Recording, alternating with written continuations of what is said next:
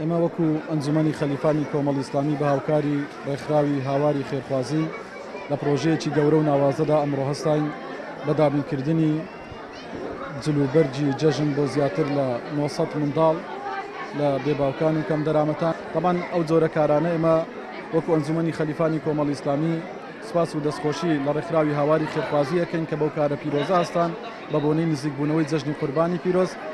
ئەو جۆرە کارانە تەنها کەسانێک ئەنجامیدەن کە هەز بە ئێش و ئازار و معاناتی خەڵک ئەکەن.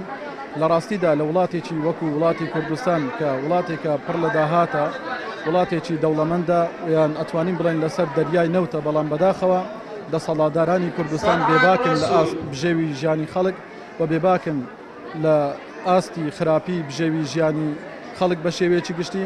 و هەروە ئەمەوێت کە لێرەوە بڵێم ئەمەش هاوکاریەکان کە ئێمە هەمووی لە ڕێی خەڵکی خێرخوازەوە بەدەستمان گەیشتووە، ئەلحەمدولیلا خەڵکی خێرخواز هاوکاری ئێمە کردو، ئێمەش توانیمانە کە ئەمڕۆ ئەم چالێکە لێرە ئەنجام بدەین. خوا گەورە پاداشی بە خێران کاتەوە باتەوە و خوا گەورە نمونەی خێرخوازان زۆر کە بەڕاستی ئەگەر خێرخوازان نەبوونا ئێمەش نەمانتوانی ئەم کار و چالاکیانە ئەمڕۆ ئەنجام بدەین.